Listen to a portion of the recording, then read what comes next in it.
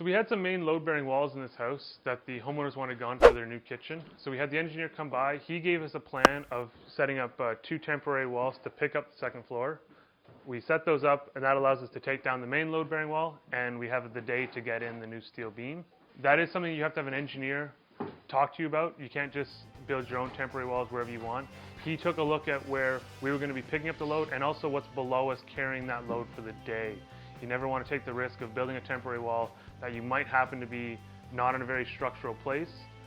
For instance, on this house, if we had built the walls parallel with the floor joists, we probably would have pushed through the subfloor on this one, so we made sure we went perpendicular with the floor joists.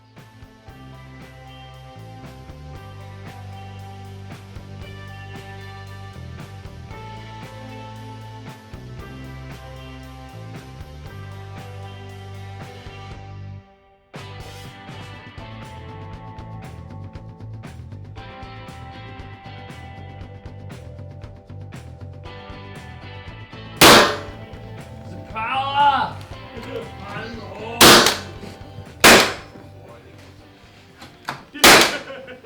other one?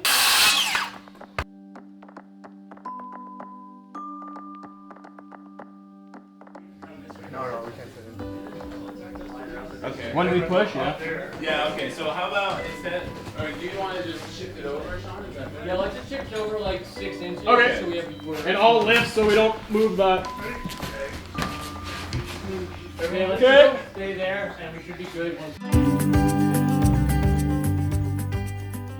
1, 2, 3.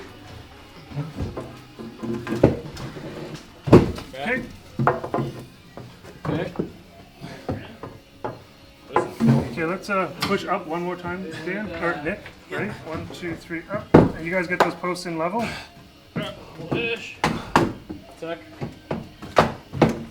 Not level all, but. Okay.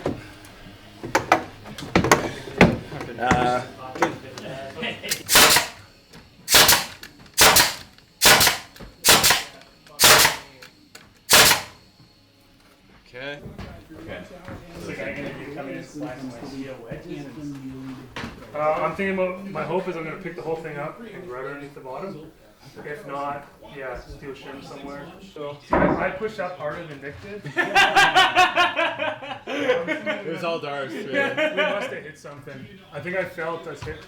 Yeah. It It twisted right away. Yeah, it We did. picked It up. looked almost just the weight of it. Yeah.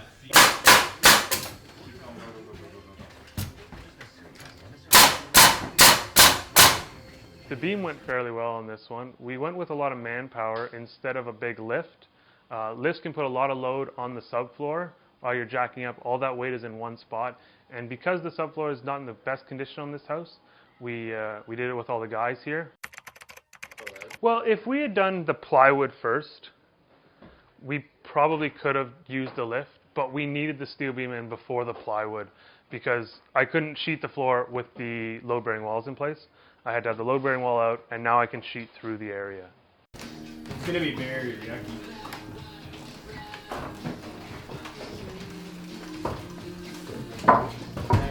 Put in nothing. The base isn't perfectly lined up with that other one.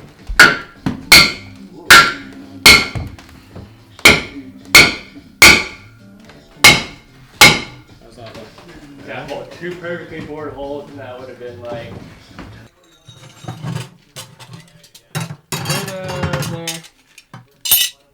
Where we want it. Any way you want it. That's the way you need it. The HSSs were sized to be exactly a 1/4 inch short of the required measurements.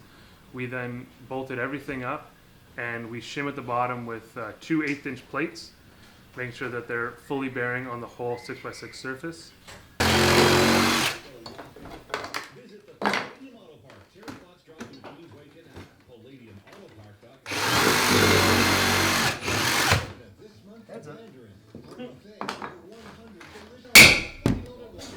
Yeah, that's good. That's good right there.